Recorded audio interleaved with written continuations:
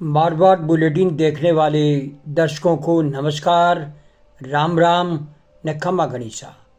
दोस्तों, हमारे इस चैनल में हमने आपके मनोरंजन का खजाना भरकर नए अंदाज में, नए कलेवर में दिखाना शुरू किया है।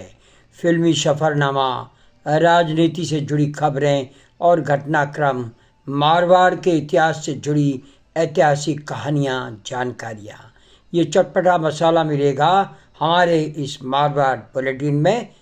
आज का बुलेटिन लेकर हाजिर है आपका दोस्त चंद्रमोहन कल्ला। आज बात होगी उस दाढ़ी वाले की जिससे डरकर पूर्व उपराष्ट्रपति जगदीश धनखड़ ने अपने पद से इस्तीफा दे दिया था। कौन है वो दाढ़ी वाला जिससे उपराष्ट्रपति तक डरकर पद छोड़ देते हैं? इसको जानने के लिए आपको वीडियो के अंत तक देखना होगा। इसे सब्सक्राइब करना होगा, लाइक करना होगा, शेयर करना होगा।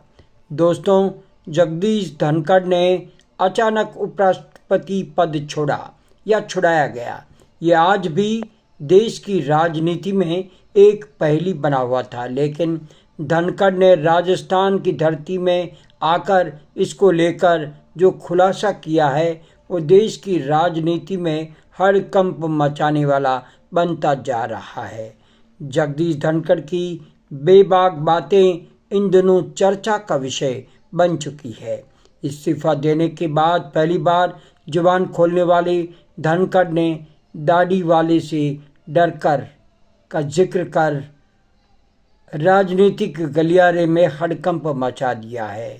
पूर्व उपराष्ट्रपति जगदीश धनखड़ ने चूरू में साफ किया, उन्होंने स्वास्थ्य कारणों की वजह से पद नहीं त्यागा था।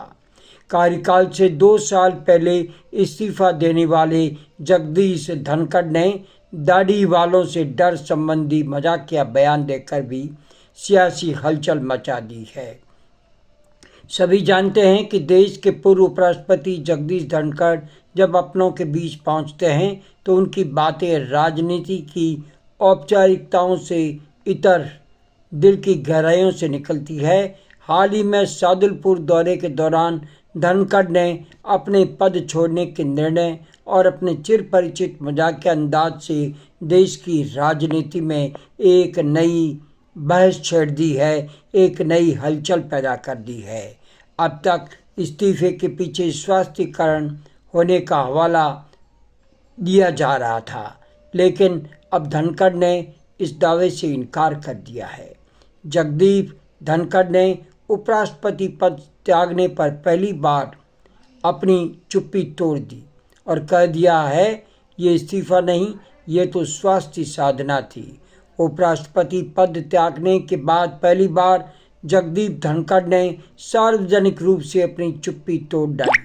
सियासी गलियारे में उनके इस्तीफे को लेकर कई तरह की अटकलें लगाई जा रही थी, लेकिन धनखड़ ने बड़े ही शालीन और दार्शनिक अंदाज में स्थिति स्पष्ट की और उन्होंने कहा, मैंने स्वास्थ्य के प्रति कभी लापरवाही नहीं बरती। जब मैंने कहा मैं पद त्याग रहा हूँ तो इसका अर्थ यह कभी नहीं था कि मैं बीमार हूँ। मैंने केवल स्वास्थ्य को वह अहमियत दी जो उसे मिलनी चाहिए। हमारे शास्त्रों में भी लिखा है कि पहला सुख निरोगी काया। पूर्व उपराष्ट्रपति जगदीश धनखड़ ने कहा उन्हें दाढ़ी वालों से डर लगता है। धनखड़ का दाढ़ी वाले बयान पर मजाकिया अंदाज था या कुछ और, इस पर चर्चा छिड़ चुकी है। चूरू के सादुलपुर में सांसद राहुल कसवा के आवास पर स्वागत के दौरान एक ऐसा वीडियो वायरल हुआ है जिसने सबको मुस्कुराने पर मजबूर कर दिया है। धनखड़ ने स्वागत करने आए एक व्यक्ति की दाढ़ी को देखते हुए कहा, मैं दाढ़ी वालों से बहुत डरता हूँ। इतना ही नहीं, उन्होंने अपनी चुटकी को आगे बढ़ाते हुए यह भी कह दिया उनका अपना ओएसडी भी अपनी भारी दाढ़ी की वजह से उन्हें डराता रहता है। धनखड़ के कार्यकाल खत्म होने से 2 साल पहले ही ले लिया गया था इस्तीफा, इसकी जानकारी तो सभी को है।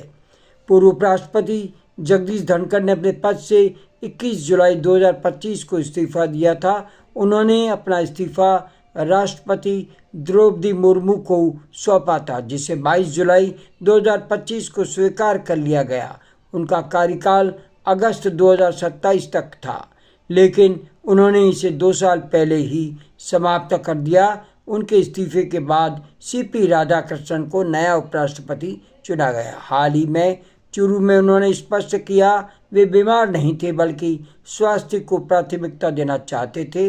वे दाढ़ी वाले से डरते हैं। आखिर कौन है देश की राजनीति का वो दिग्गज नेता जिसकी दाढ़ी है और उससे धनकर डर कर पद छोड़ने पर मजबूर हो जाते हैं? हमें बताएं आपका जवाब, और हमारा इंतज़ार रहेगा कि आखिर कौन है वो दाढ़ी वाला जिसके डर से जगदीप धनखड़ ने अपना पद छोड़ा था। आज बस इतना ही। आज का मारवाड़ बुलेटिन समाप्त करने की चंद्रमोहन कल्ला को इजाज़त दीजिए। जय हिंद, शुभ रात्रि, शब्बा खैर और जय जय भारती।